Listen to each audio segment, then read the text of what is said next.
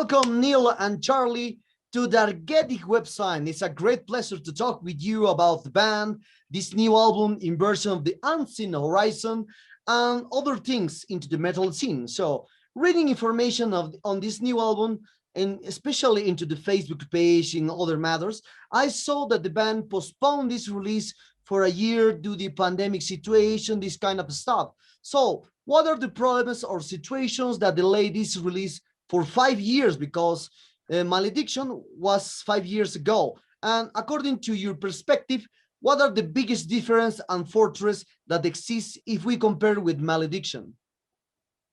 Man, that's a great opening question. God damn, son. So I'll dive into it in two ways. So the delay of the release of the album was essentially because we wanted to keep playing the music, right? So the way that we write music is, we're not a guitar pro band. We don't pre-write the songs at home or in a program and then flesh it out. We jam. It's Neil and I meet up every single week, guitar and drums, and we just write riffs, man. We just riff out, and we wrote all of these songs for this album very quickly because we were just jamming, and we ended up just loving the songs so much that we kept wanting to play them over and over again and massage them out and really just have fun with it. And when the pandemic hit, um, basically we were ready to go and ready to start recording and ready to do everything, and we just had to kind of adjust because for both Neil and I, Neil could speak to it. Our work got busier during the pandemic, so we were, we had like an opposite effect. A lot of musicians and other people that we knew had all this free time, had extra time, right, to work on their stuff. Sure. But with us, because we both have full-time careers, our careers actually got so much busier because everything was a shit show, and we were working a lot more and doing a lot more things, and it really just kind of took our focus a little bit away from the recording process.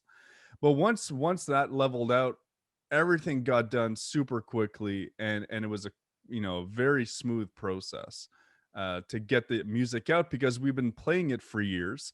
We knew the stuff inside and out, and we recorded it without a click track or anything like that. We just literally played it live. Yeah, we just went in. We just went to the studio and more or less jammed. You sat in front of me, and I just counted it in, and we pretty much would play pretty much either half the song or the whole song, pretty much all the way through. And we did that a few times, and that's pretty much how we did each song. Yeah, and so the process itself was very fast. Yeah, and how the music actually differs, or this album differs from Malediction, it's difficult to say because for us it's a natural evolution. Neil and I have now been playing together for over a decade. Yeah. So we have a chemistry, him and I, that we just didn't have 5 years ago, 6 years ago, right? We have an additional 5 years of him and I just jamming and writing stuff together, and so we're locked in a very different way when we're writing tunes now than we were for our first album or Malediction. And our influences are very similar, and we approach those different, like those influences that we have, whether it's black metal or brutal death metal, we approach them in a very unique way at the same time. So I think that the music itself has a very natural evolution. We stopped caring so much about whether it should be this or should be that, and we just let it be whatever it was, and the end result for us has been probably the most fun tracks that we've ever written. And I think so. I mean, like a point you had made a while ago was, we've been playing them for so long, and it's still something we're not sick of doing. It's not like, oh God, got to play this track again or that track again. I mean, we still enjoy playing them. And some of these tracks, like the second track on the record, we've had that written for well over 5 years. And it's still a blast to play. It kills live. It's one of my favorite tracks, and it's one of the first tracks we wrote for this record.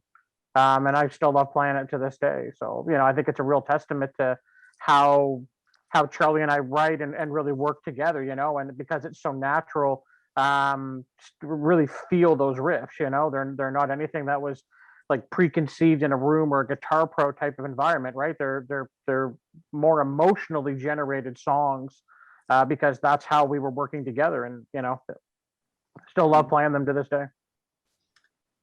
Great, great. So the next question is if we speak about the lineup in the beginning, Deformatory starts with 5 members in a prelude into the EP, a prelude 2. Then for the first album were 5 members, and for the line in that at that time into the lineup, Justin Bresu passed away in 2019 after release one more album. So in Malediction. So and for this new album, just both still left in the band, as you said the previous. So how was working this new monster by 2 people, because many times it's very difficult to see the bass parts, the vocal parts, the synths, the recording process, the studio reports, this kind of stuff, because I have a band too, and I work with a friend in Germany, and sometimes it's very difficult because he has different he has different times, because Germany is 8 hours of difference from Peru. Yeah. And how do you see the promotional plans for during this pandemic, because it's very difficult now? I just have one thing to say for it. It's all Charlie. Charlie does all of it. please, no. And actually, even though we've been a full lineup, it's always been a handful of people in the band, right? That spearhead and propel things forward. And I think over the years, Neil and I have always been the two consistent forces in the band, whether we've had different guitar players or bass players or whatever. So whether we're a 5-piece, a 10-piece, or a duo, for us, Deformatory will always essentially be propelled by Neil and myself. And our hope, whenever we've had other members, was we always hoped and wished and wanted them to be as involved and integrated into the music. Everyone was allowed to write and bring something and table something, but at the end of the day, it was always just our stuff that ended up getting accepted. So I think that with this album in particular, and everything that goes along with writing, recording, setting it all up, all the business side of things, well, Neil and I are both independently very hardworking and focused people. And so when you put 2 people like that who are both very focused and dedicated, it makes it very efficient to get things done. You're not waiting for someone to do something or someone else to do something else. So I think that the efficiency got ramped up because we had no choice. Right? We couldn't rely on anyone else. No, and I mean, I think just really start with an organized plan, right? What are the goals that we want to accomplish with this release, and how do we want to go about accomplishing those goals, and simply organizing time in order to develop the content and be able to progress the whole release. I mean, it's really a matter of simply just being organized and figuring out what are the things we need to do, whether it's demoing something, going into the studio, documenting it, getting video done. I mean, really, it's just outlining what are all the things that we need to do, and figure out, getting them organized, right? I mean, yeah. And Javier, you mentioned how is it to promo and do something like this, an album during the pandemic? And honestly, we had to think about it completely outside the box, because not only was it a pandemic and the industry has changed, like even from when we released an album back in 2016, like you can't do it that same way anymore. Like Spotify wasn't really as popular as it is today. Streaming has changed everything. Even from when we released our first album in 2013, you can't do it the same way anymore. You can't just release one song, send it to media outlets, and then sit back and let people, you can't. It's just, humanity's changed. People are constantly consuming, you know what I mean? And at the same time, we've been out of the game we hadn't released anything major in a number of years, a couple singles back in 2018 to kind of let people know we were still alive. Yeah. So we felt that we really had to up our game there and really think outside the box. And we did two things to help prepare for that. One is that we actually started a YouTube channel called Extreme Gear Reviews, where we actually just kind of review and demo guitar pedals, guitars, boutique Yeah. amplifiers, things like that. And we did that to kind of start gradually, building some interest and gathering people towards the band that maybe never heard of us before, never would hear of us because, we're underground death metal. And so we started that maybe about 8-9 months before we were ready to start promoting the album. But the album stuff, we actually recorded like over 20 different videos specifically surrounding the promo of the album. So like 6 music videos, playthrough videos, a whole biography series, track by track videos, all sorts of like video content, which we never did before. We're not that kind of band. We actually don't even like social media. We actually had to go out and hire someone to look after social media for us because we just do not like doing it.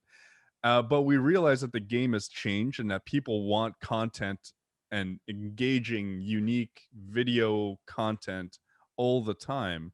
And, because they consume and they move on to the next, right? Swipe left, swipe right, Yeah. that kind of, Yeah. you know what I mean? So that's what we had to do differently, I think, for this album. And Okay. I've been reading the information that comes with the promo digital that the lyrics continued with the legacy of the Sabael, the beast that possessed Lucifer. That's a twisted city things. Could it be said that this idea of using demons is a satanist approach in Deformatory? And what do you think about the Satanism into the lyrics into the extreme metal? yeah, so a couple things there. I personally, I love using satanic imagery in music because I love the artistic element behind it, and I've always been drawn to dark art itself, not the dark arts, but dark artistic elements. And I find that the emotion that gets generated by satanic imagery it has always appealed to me ever since I was a young kid. And so the notion of using satanic imagery or themes in order to generate the emotion to capture what my lyrics are actually about is basically, it's just like, here's a blue pill, take it, and then let me take you down the further down the rabbit hole. And what we tend to do with our lyrics is not focus so much on conventional Satanism, but come up with these interesting concepts that perhaps the demons themselves are not demonic from the realm in which we're typically used to, like from God and all that stuff. What if they're just interdimensional beings, like aliens, and their mission to infiltrate our world is to influence us in a very negative way? And so there's a lot of that kind of theme peppered out, which is my dissection on humanity and what I'm picturing in humanity, but just kind of with a veil of that dark art imagery that I love. So it's really kind of just a clever way of being able to speak about what I'm seeing in the world, but with a veil of dark imagery to make it more appealing. Hmm. But personally, Satanism in metal music or music in general, anything that promotes perhaps a different way of thinking, something that's unconventional or that pushes people to think outside of the box, I'm always in favor of. And I think both Neil and I, whether we identify with Satanism or not, I think we all identify with choosing the left-hand path. Whether it's in music, whether it's in life, whether it's in thought, always thinking slightly different than the herd. And I think that if that is one of the cornerstones of Satanism, which is this Individualism. embracing of Yeah. individuality, Yeah, then exactly. we're all for that. Okay. So one word that I said is about this Sabael, which what does mean Sabael? Because when I try to find information in the web, Sabael, with occultism, with Satanism, with other religions, Sabael doesn't appear in these texts and this information. And I think it was created by you, by the Deformatory. It's a special demon that involves all lyric concept about this. Can you explain about more about this Sabael? And as I said, the most twisted thing that I heard in all my life is the Sabael possessed Lucifer. That's amazing. Well, thank you. And that, I think that was the point, and that's why we felt we needed to create a name for this entity, right? Which we don't really believe that Savael is demonic. He's just the ultimate embodiment of evil, Oh, yeah. of darkness, right? He's an absolute consumer of light and light forces.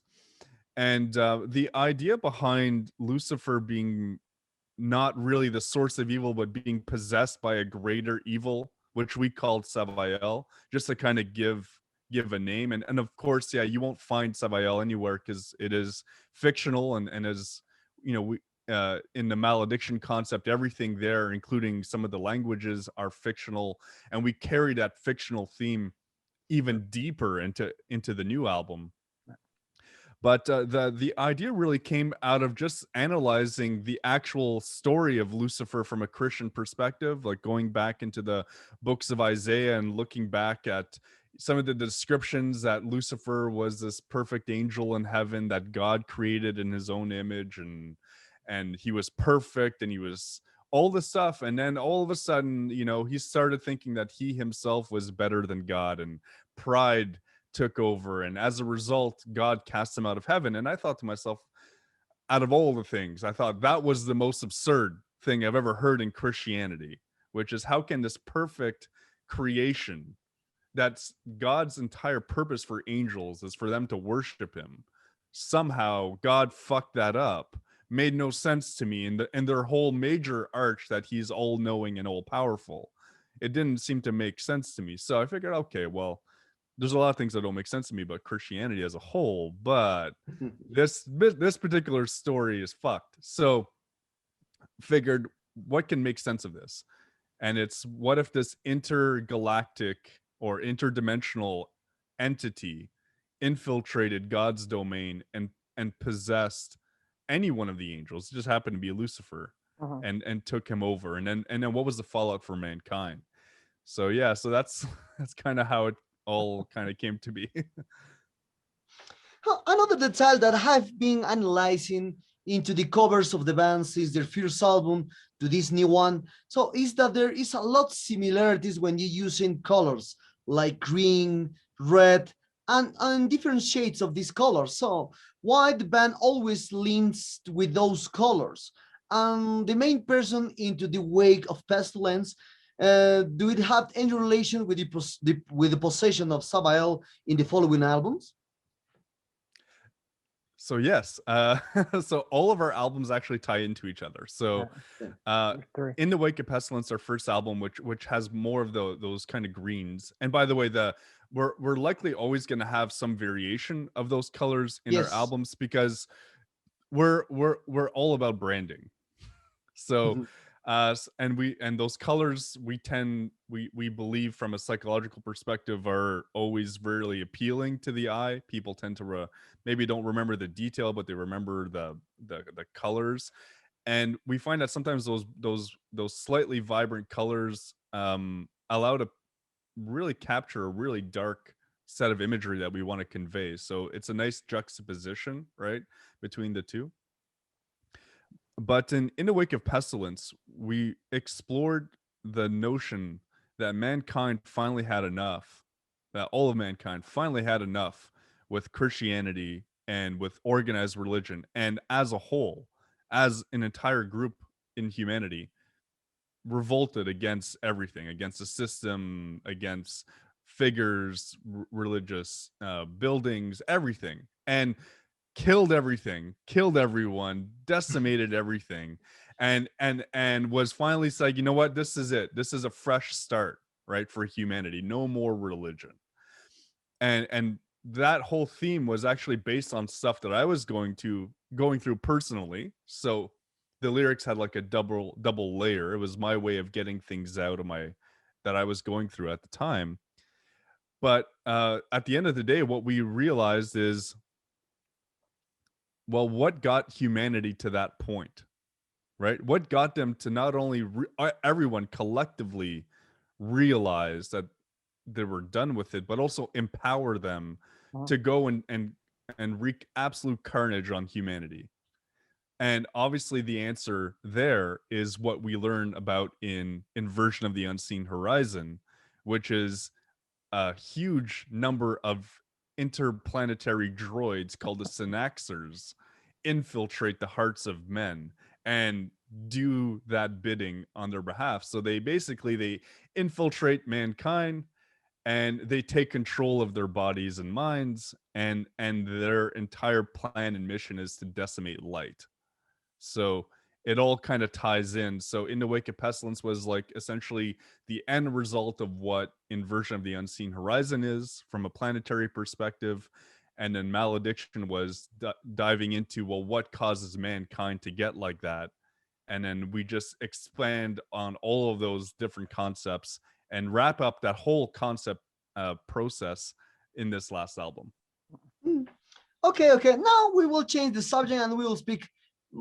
Things go beyond from the lyrics and the cover arts, and we'll speak about a question that I always like to ask to extreme metal bands, and especially into technical death metal from Canada. It's about the population of bands that already exist there. Why Canada has this inclination for technical and progressive stuff? As you can see, Gorguts, Arcs by Cryptopsy, I don't know. Many more bands, Deformatory choose many more bands are into this kind of technical progressive stuff according to during these 10, 20 years more. I think more. And do you have to do something with the society? Because too many bands export Canada with technical stuff. That's sometimes I speak. Last year I spoke with Mauricio Iacondo, the Cataclysms, and then I asked this: what do you eat? What do you eat at the mornings? Because it's very difficult to think why Canada has many bands has with this stuff. Which are the factors to influence death metal to always end up with technical and progressive stuff into Canada? I'll let Neil answer this one. Oh God. Well, I mean, I guess I want to. I mean, I think part of it is Canada has a pretty big, diverse, music history overall, right? Whether it's from rock music to, like, you look at, say, progressive stuff, like whether it's Rush or even Triumph, like, just all these other bands. I mean, there's been significant progressive bands, through the history. I mean, and then you look at bands like Voivod, again, right, really progressive metal stuff. Again, just a lot of diversity, and there's a lot of diverse people within the country, right? And they all bring wide variety of influences, and and I think everybody's trying to put their own spin on it as well. So I just think it's not necessarily the poutine or whatnot that people eat, but definitely I think it's a wide variety of people really in the country bringing a lot of different influences and things like that, and really trying to put out unique sounding music. You don't want to sound like another Florida death metal band or something like that, especially in the 90s or 2000s or whatnot.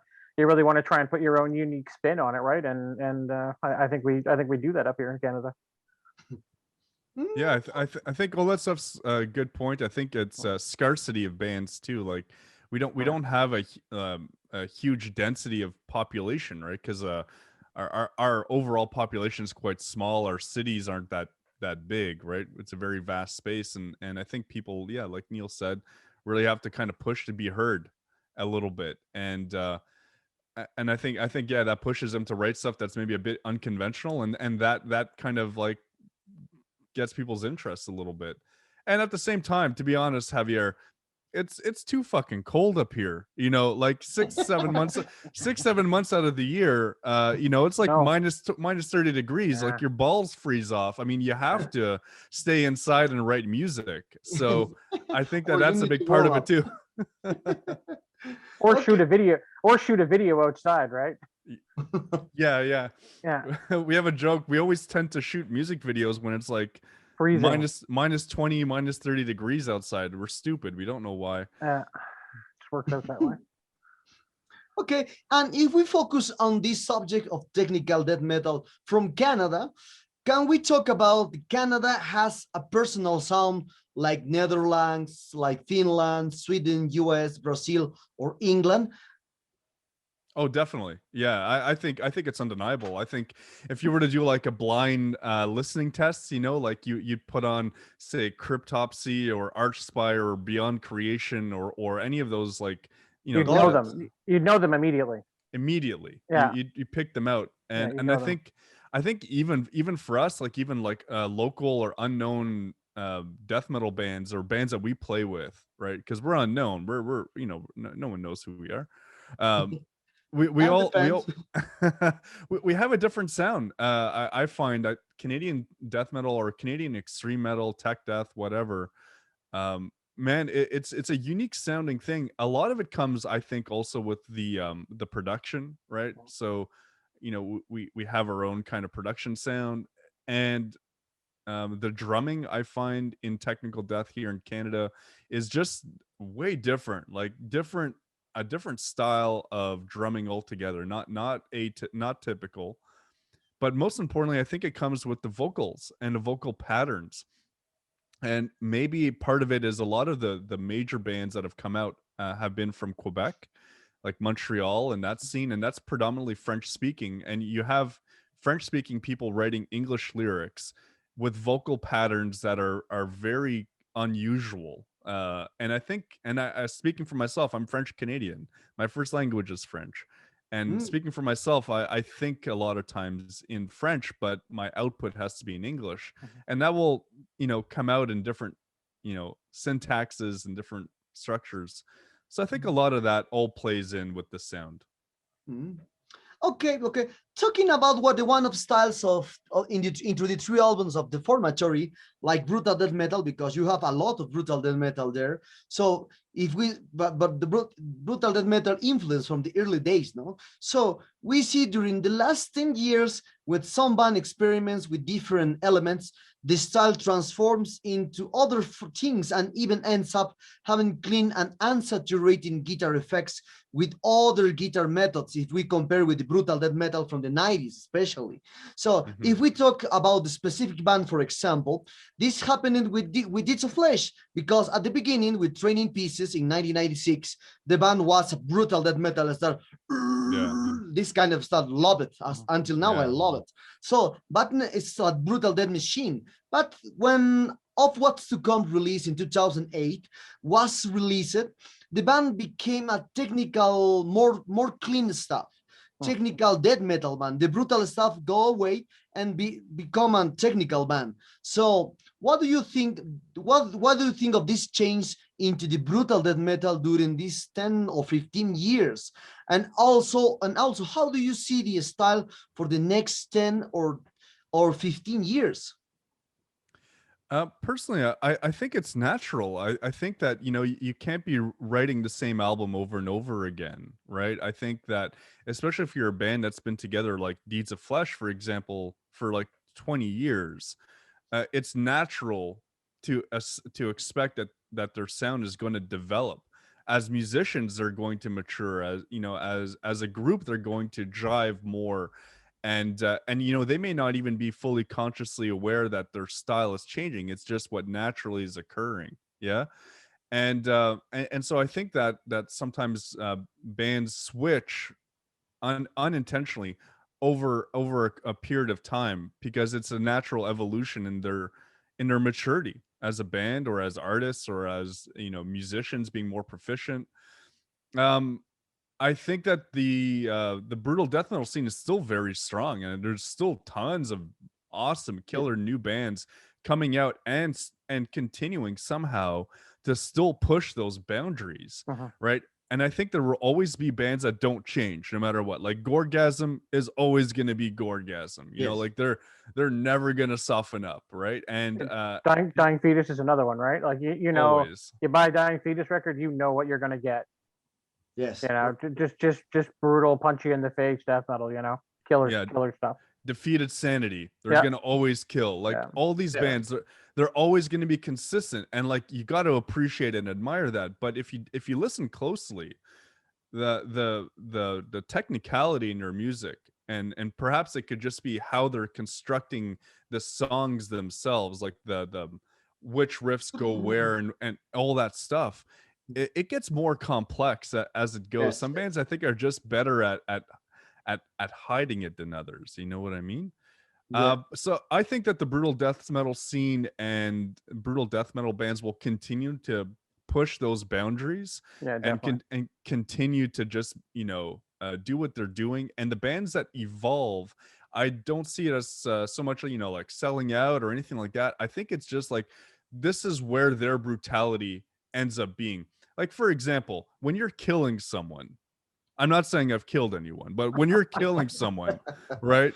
You could only smash them in the face with a hammer so many times until there's no more face left. And then you got to move on to the torso, right? Yeah. And I think that some that's a terrible analogy, but I think some brutal death bands, there's no more face left to smash. You got to move on to something else. And I think Yeah. that's just where bands end up going. No, it's actually a really good analogy to try and describe it. Okay. Yeah. Okay. So in the final part of the last question and about the styles, well, we mentioned it that it takes something about the label about label, no, a label mixing and what a lot of bands do within the style these days. But when you listen up to the band, they only play. Sometimes they play only brutal death metal. Like you, if you hear the Fit Sanity, if you hear the Evangelic, they play death metal, that brutal death metal, like always. As you said, Charlie, the brutal death metal has complex stuffs, have complex rhymes, schemes. It's very natural from the since the 90s, since Suffocation's very difficult music to do at the 90s. So, but in the description of these new bands, they detail they unnecessary add technical label to their music because, as one thing I said, technical, progressive, brutal death metal. That's amazing label. I don't know why the bands put that, but when you hear this kind of band, is brutal death metal or technical death metal. No more styles into there. So, Yeah.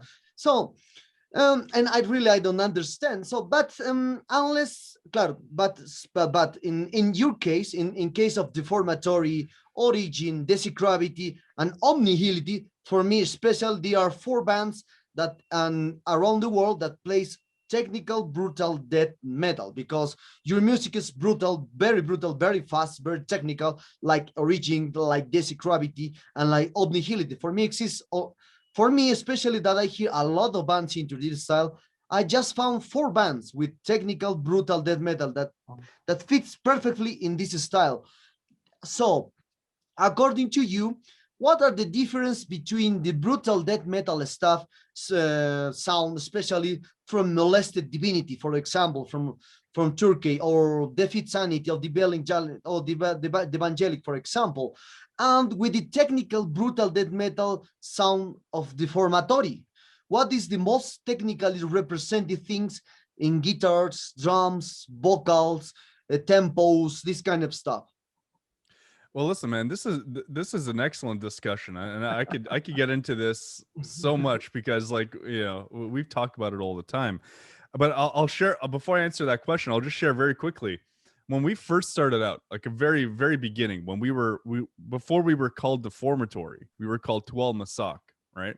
Okay. And the term that we got called was extreme metal. And then after we played our first show, the one voters labeled us as extreme metal technical metal. And then when we released our first thing, we were labeled as technical death metal. And then after our first album, someone labeled us as brutal technical death metal. We never put these, we never like typed it out for ourselves. Just people were now labeling us. So we were like, okay, that's what we are. That's what we're going to put.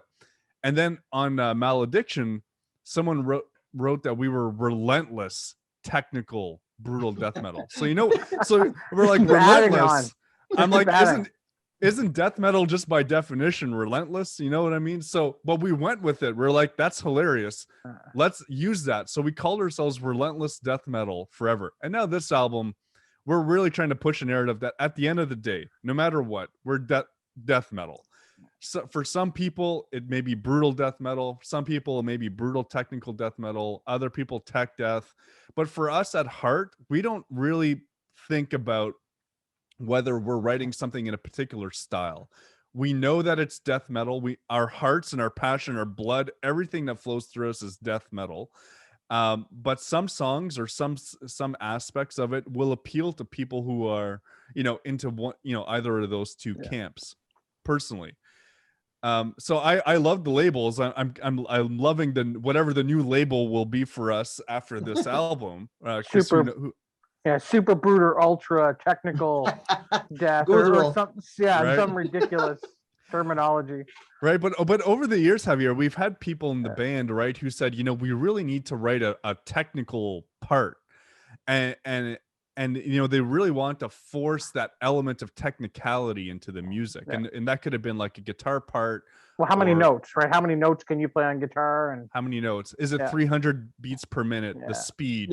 Can we make the pattern of the riff ultra complicated, where it's in one time signature at the beginning, a second time signature in the middle, it has a shot, it foreshadows the next riff. Like, I think the technical aspect of thing comes into the thought process behind all of those elements, how the guitar riff gets created, what the pattern of the song or the drumming will be, the speed, all of that kind of stuff. But I'll tell you something, for us, we don't think of music like that. We don't write in those thoughts. You know what I mean? We just, like I said, we just jam. And sometimes it's fast. Sometimes it's maybe technical or difficult to play. Sometimes it's slow and crunchy and brutal and slammy. And on this album, we have some like stuff that black metal kids are probably going to be like, oh man, that sounds like Thorns, or that sounds like Old Mayhem. And we never consciously thought to ourselves, let's do this. It's just whatever happened, you know what I mean, naturally. But I think that brutal death or brutal technical death metal should be characterized by just at the end of the song, you should be left with this feeling of what the fuck just happened to my head. You know what I mean? And I think that when you're watching a brutal tech death band live, you shouldn't at the end of the song be cheering. You should be left there with your mouth open, wondering how the fuck do these guys play this stuff at that speed and that intensity live. And so I think for us, that's the impression we want to leave people, is at the end of the day, if you listen to one of our songs, you should be left wondering what the hell just happened to you. Why did you put that on? And when you come see us live, we take the songs and we play them 5 to 10 times faster. Percent faster. Right? Because we're just so pumped about it. You know what I mean? We're just so jacked. And our the people that watch us live, they're always like, how do you guys play this stuff and sing at the same time? How do you drum like that, Neil, for an entire set and not even fucking break a sweat? And I think that brutal and technical is about the impact it leaves on people, as in, differently than perhaps like all of the individual elements that go into creating a song. Okay. So now what you think about this?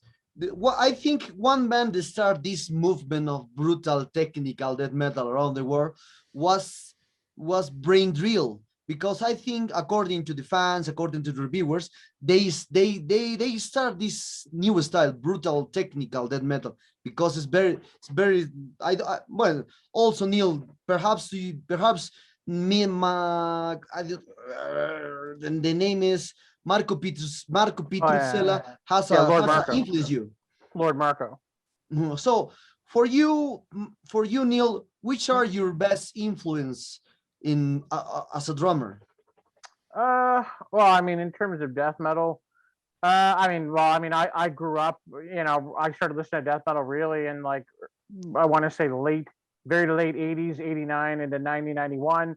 So for me, things like Sean Reinert on like the Human record was a huge thing for me. Pete Sandoval, of course, from Morbid Angel, especially like Blessed Are the Sick and Covenant.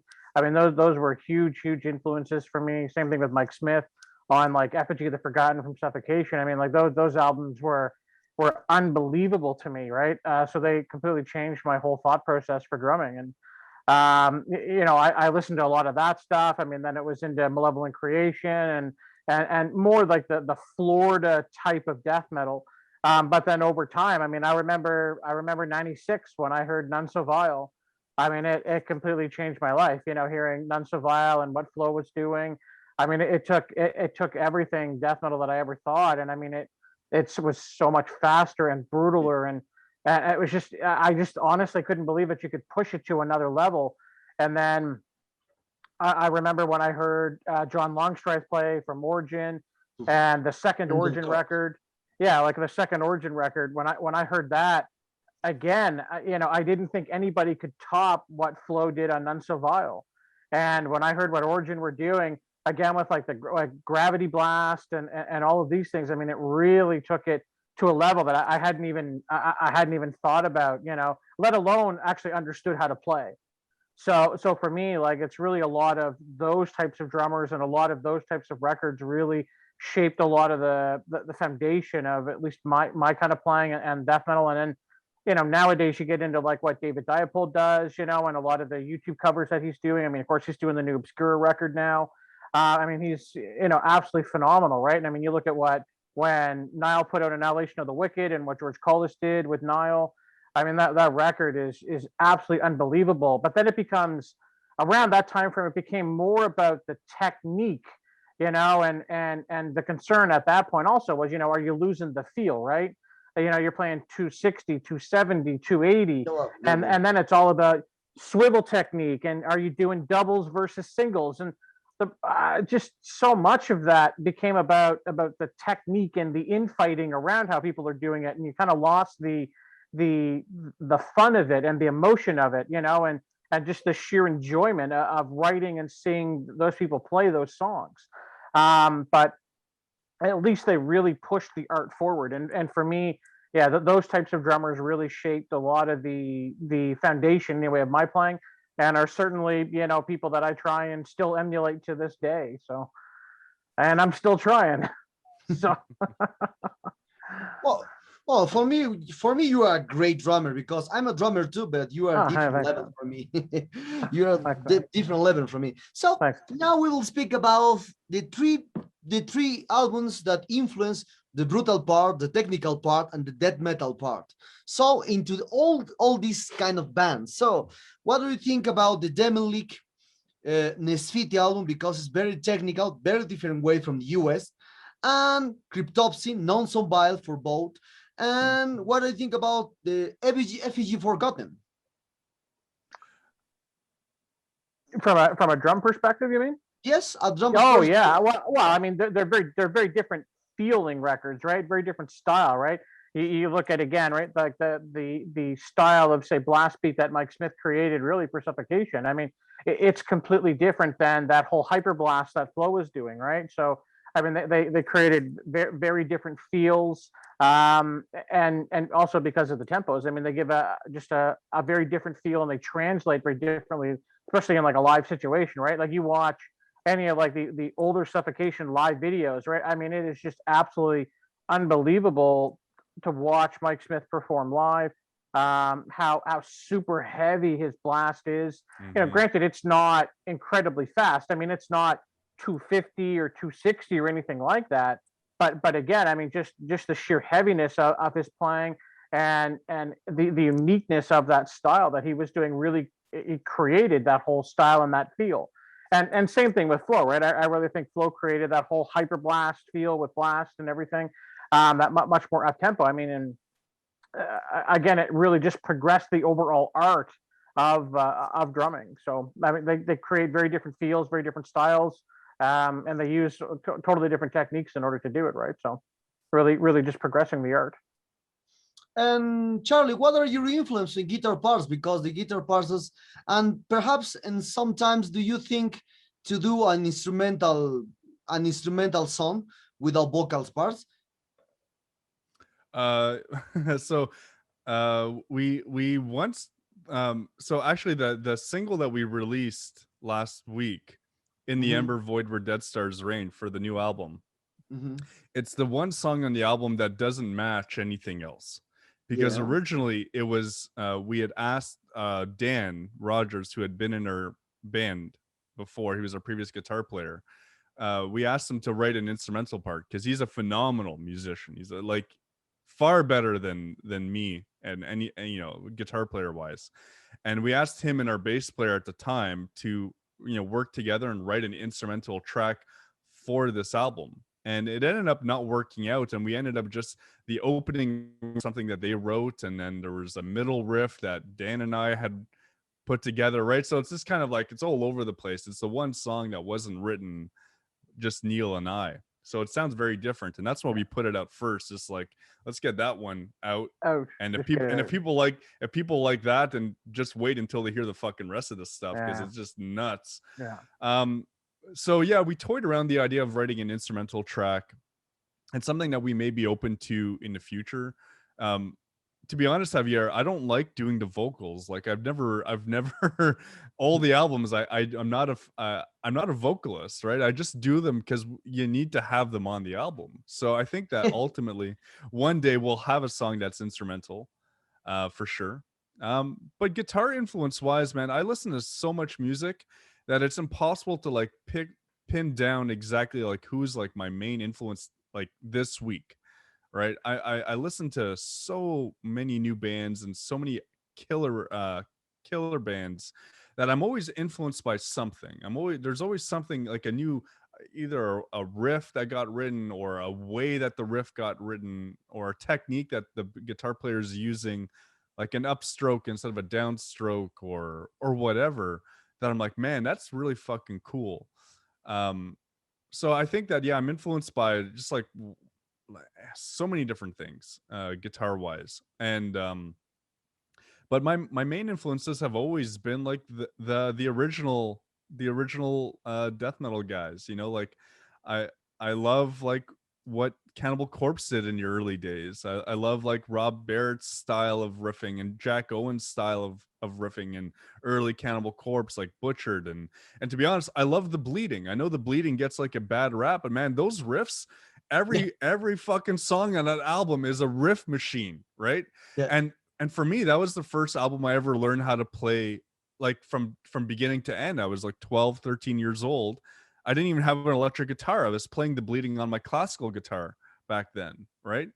And those riffs, basically heavy but super memorable and catchy as fuck, uh, always appeal to me, right? What Trey did in Morbid Angel, just out there, absolutely amazing stuff.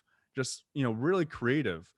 And so I find myself, no matter what I'm listening to, no matter what bands I'm into this week, or what new bands I come across, guitar players like Trey from Morbid Angel, Jack and Rob from Old Cannibal Corpse, John Levasseur from Cryptopsy, all of these bands, that's what I find myself constantly going back to when I'm like running low on inspiration.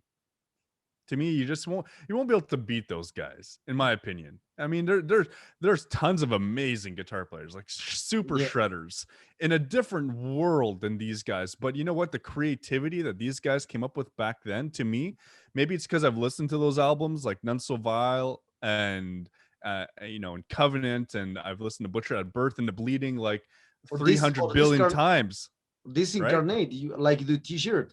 Oh, James Murphy. I mean, like Yeah. Disincarnate's just amazing, right? That's And amazing. and the thing is, because I've been listening to them for more than half my life, there's an emotional thing there. You know, Yeah. all these new bands that come out, like my jaw is on the floor, and I'll never be able to do what they do. But I don't have that emotional connection. They don't make me feel like I could remember what it was like listening to Once Upon a Cross for the first time. I remember buying the album and putting it Definitely. in my Discman and getting on the bus and skipping school just so I could listen to that 30-minute album Yeah. on repeat every single day when I was like 12 years old. You Yeah. know what I mean? There's no band right now that's making me skip work so I could listen to that album, you know, over and over and over again.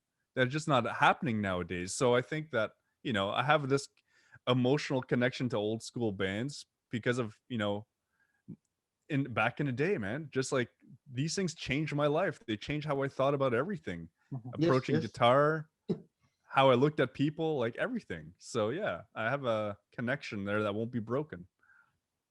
Okay. So until here, we'll speak about the band, the styles, into the band, the lyrics, the cover arts, this delay, this kind of stuff into the formatory. And now we will speak about other kind of stuff into the extreme metal world. We'll speak about the underground subject, the new forms of hearing music, this kind of stuff. But this is the final part of the interview. So now we're speaking of the extreme metal worldwide.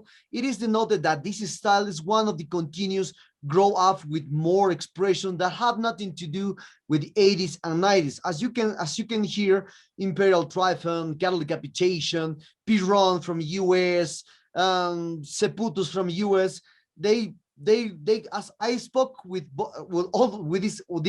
all these bands, and they as you said, sir, they love the old stuff. But when you hear this his music or their music, this new. It's very new. They do not have to do with Morbid Angel, Dead, Cannibal Corpse, Not All Dead. This very different way to see.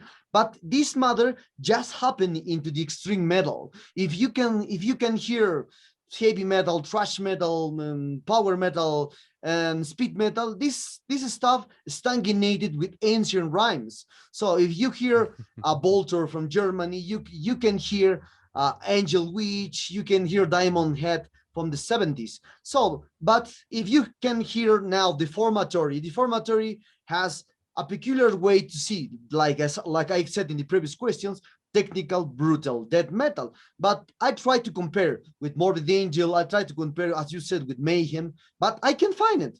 I can find it. It's different way to see the extreme Yeah. metal nowadays. So what do you think are the factors for the fans to stick? No, sorry. Why the extreme music keeps continues grow up with more creativity than all the styles? And all the styles I said, heavy metal, punk, heavy metal, thrash metal, speed metal. I don't know, it's metal more. Well, you know, amazing question, man. I love your questions. You know, out of all the years, you have the best questions I've ever encountered. Because I Thank could you, tell thank you you. really love the music. Um, but I'll tell you my take, and Neil will give you his. So, although I think, like for us, I can only speak for myself, for what we do in Deformatory. Like we're really influenced and really love and really have this connection with old school death metal. And it's how I learned how to play death metal. When I started playing metal on guitar, I started with Cannibal Corpse, Deicide, Morbid Angel, right? So Yeah, my basics, my rudimentary, my training wheels were those old albums. So I will always have to give credit to those old albums because that's what got me started into this music. But when I wanted to join a band, what I wanted to do is I wanted to be like we wanted to be like Cryptopsy, right? mhm, Like because in Canada for death metal, Cryptopsy That's at that time that's it. was like that is the standard. You have yeah, to Yeah. either meet or yeah, exceed Yeah. that band, right? yeah, So yeah. what you do is you push yourself and you push your band not to be better than, but to be like, you know what, we gotta do something crazier than this. Like it just there's like this built-in thing, I think personally, for bands in our genre. There's a lot of death metal bands that are happy with like old school, and we see right now, Javier, like this return to old school death metal and a lot of like Mhm, caveman riffs coming back, and mhm, like things will always go in cycles, you know. But I think with extreme metal, brutal technical death metal, is that when people are starting to write music of their own, their bar has already been set so high by the bands they look up to, right? when Cryptopsy started, you know what their bar was? It was Voivod and Suffocation, right? Yeah. And those are hard high bars, but then Oh, Gorguts too. and oh yeah, absolutely, and old school Yeah. Gorguts. Yeah. And so those were their bars when they started off as a band. And so what did they do is they like, well, we need to be heard. Let's raise the bar. And then so when you have a band like us coming in and we're like, we have to raise the bar because Yeah. our new bar, especially in this style of music, is set so So high. high. Yeah. I feel bad for whoever the band that says Archspire is my bar, you know, because they're just on it like fucking nuts. Whole other level, man. It's a whole other level. And we've played with Archspire a few times live. These guys are the real deal. They could play that stuff at that speed. Origin, they could play that stuff flawlessly at that speed. Again, though, right? It goes exactly as you said, right? You want to see that band live, and you're literally just your jaws just dropped, you know, watching them do it. You know, that's what you're left with after you've seen those guys play. And you know, I remember the first time I saw Archspire play. I mean, it was exactly that. You know, it's exactly as you described, Charlie. You know, in terms of the brutal or technical, right? You really want that impression left after you've seen those guys play. Yeah, and when you see this stuff live, right? Yeah. You're like, you look at your instrument and you look at yourself. Like when I saw Archspire play live, or even Beyond Creation, which is a different style of music. Yeah. When I saw these guys play live, I looked at me and my guitar. I'm like, I fucking suck. Like these guys are just so goddamn good, right? And it could either discourage you or it could motivate you to be like, well, you know, we got to do something, like, you know, we got to push ourselves. And I think that's at the end of the day, you know, what a lot of brutal technical death metal bands end up doing is that, like, their influences are now have started off at a completely different stratosphere than what maybe you know, those older influences started off with. So yeah, I think it's a good thing. Great. So one thing that you said that's amazing, that about the Archspire, because when I saw them alive, it's for me it's the same.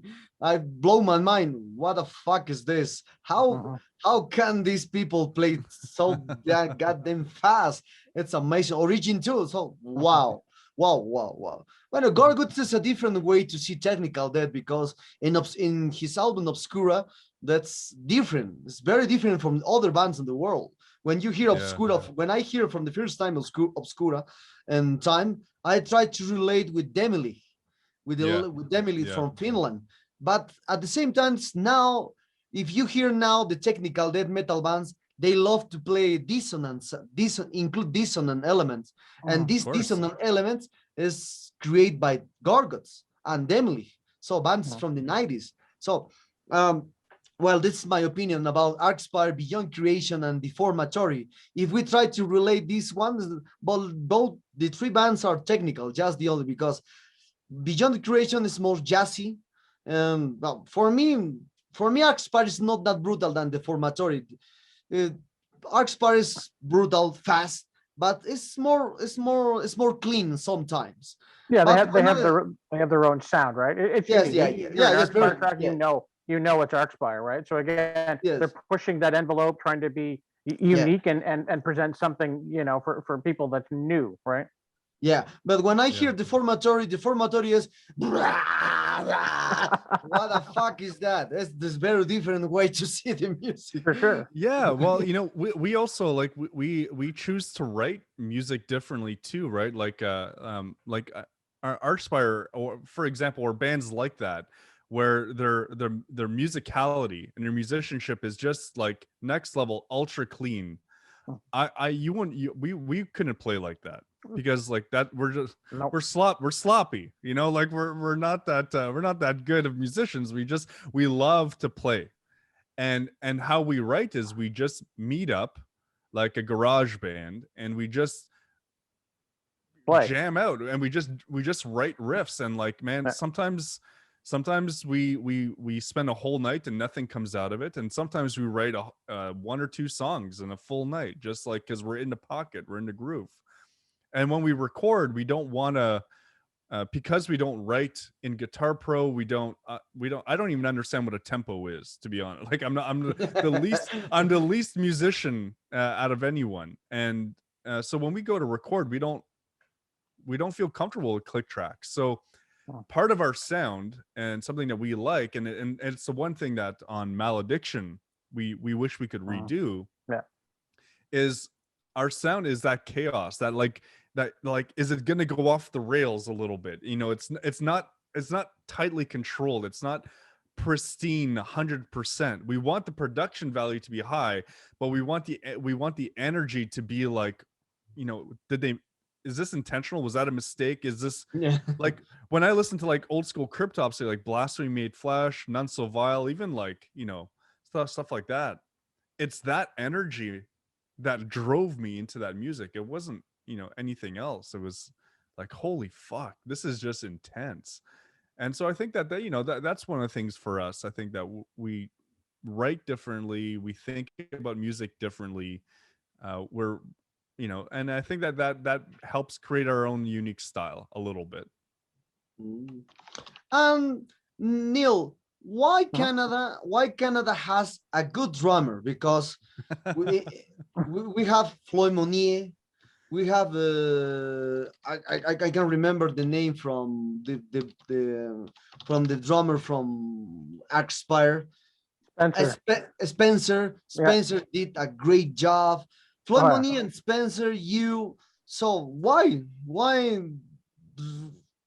Canada has the best drummers? Floyd Monier, for me, especially as a drum, is a great influence. If we speak about the rock style, Neil Peart. Neil Yeah. Peart is a great influence around the world for Absolutely. many artists, metal, punk, Yeah. whatever style. So why the drummers are so sophisticated, evaluated? I don't know how do you describe this. No, well, I think it kind of goes back to a point Charlie had mentioned, right? I mean, there really isn't a lot of, you know, bands or whatnot, right? So you look at, we have a tenth of the population, say, of the United States, right? So I mean, considerably less bands. So again, people always looking, and obviously, of course, you know, practice, but really trying to push, and again, I think really put something unique out there. And that's just, again, I think due to, there isn't a lot of people, there isn't a lot of bands and all of that. So what you're trying to do, you have to try to make it as unique as possible. And because of that, you may have to put some time into whether it's new technique or something like that. And again, you look at like what say Spencer is doing with tempos. I mean, 360, 380 type of tempos, right? I mean, like those are ludicrous tempos, you know. And again, right? So he's developing his own, you know, Yeah. approach and style Yeah. in order to be able to really push that music, you know. And again, that's for them to try and be as unique as they can be and put out as unique a product as they can be, right? And again, like we talked about, you know, an Arcspire track the second you hear it, right? You know. And I think Cryptopsy was the same thing, right? To me, when None So Vile came out, there was nobody doing anything like what Cryptopsy had put out with None Yes. So Vile. Like nothing like that. And it blew me away that anybody could play that fast. And you know, and again, I know Flo's talked about it. I mean, he was a hyper person in general, and all of this. But again, I mean, it was just those guys really pushing, I think, to put out just something that was unique and really pushed the boundaries of the whole entire genre. And I think it's just, again, goes with how few bands there really are, and you really got to try and put something unique out in order to get noticed, you know, and to get heard. So, and I think all of those guys do that, and a lot of practice and a lot of hard work. Okay. And I think for us now, probably you know, during the pandemic, we're not doing anything, you know. So like if we're able Especially to now. if we're able to like meet up for rehearsal night, because like if the restrictions are lifted, Yeah. well fuck, we're gonna spend 6 hours instead of 2 jamming, right? So just Well, make the most of it. okay. So now we will change again the subject and into the matter of how an underground band and a conventional or mainstream band, what should be considered. There are patterns that are more vinyl, cassette production, stick to this underground metal concept.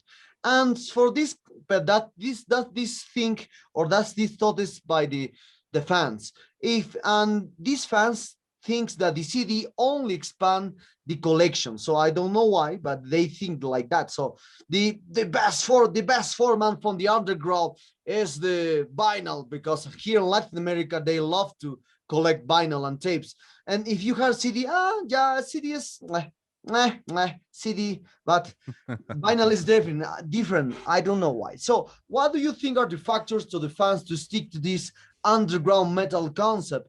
And what do you think about the revival of the vinyl and tape nowadays into the collections of the metal fans?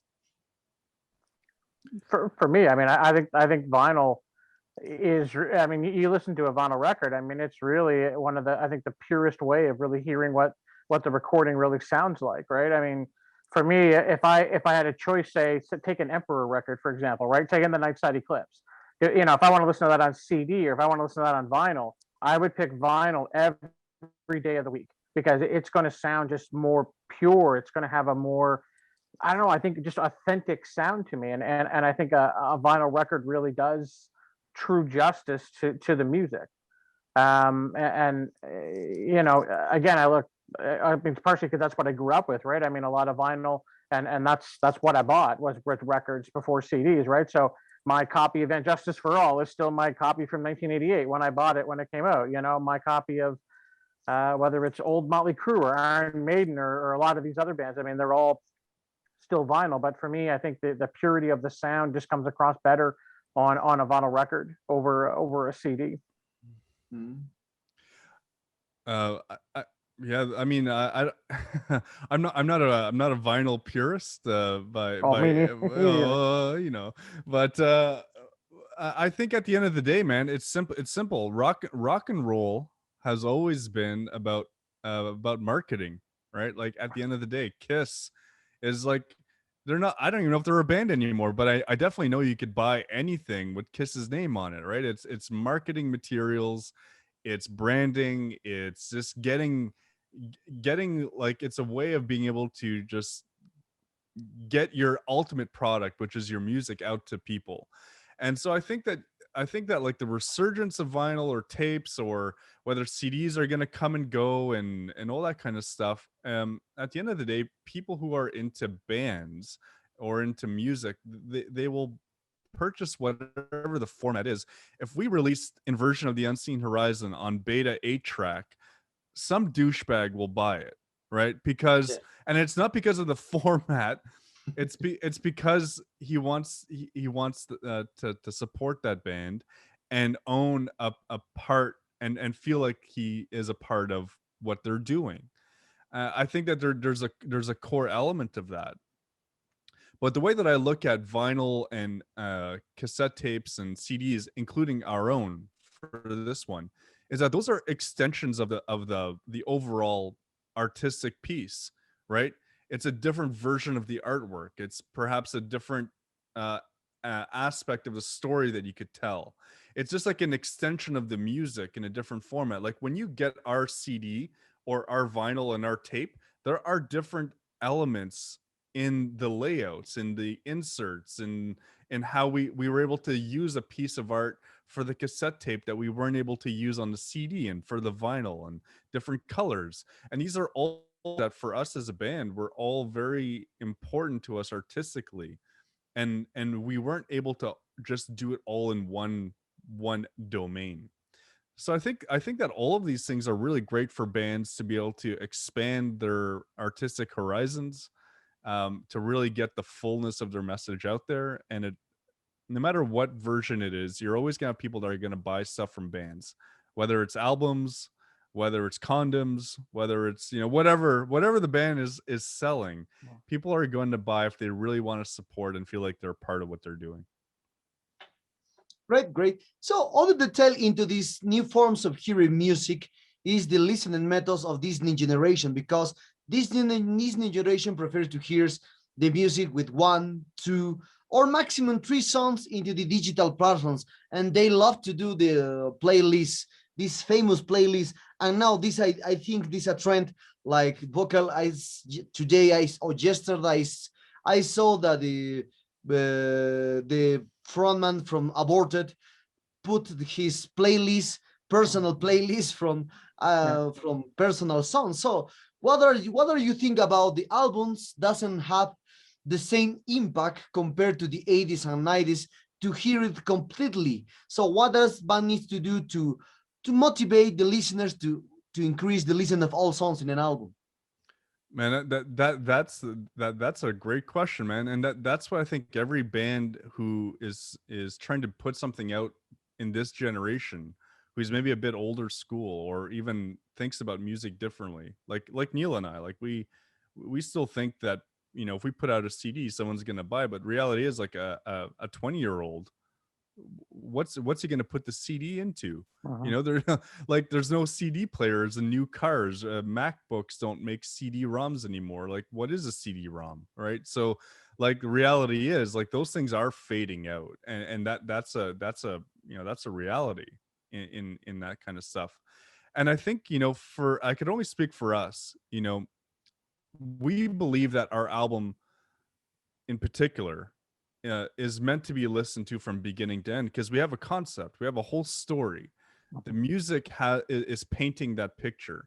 We have chapters set up. We have things in between songs that tie it all together, and we believe that you know, like most bands do, that their entire album should be listened to from beginning to end.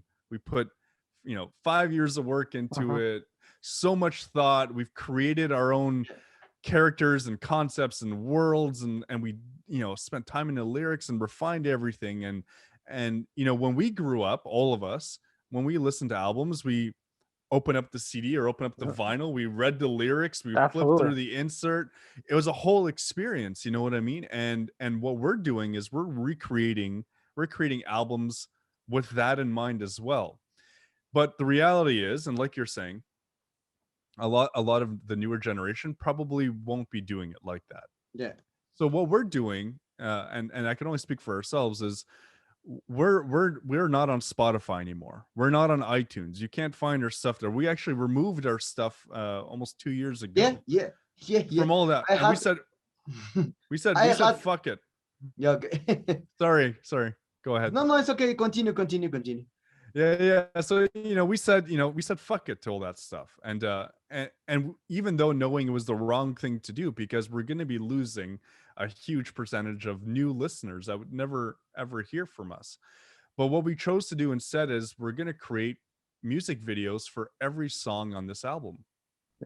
Bottom line.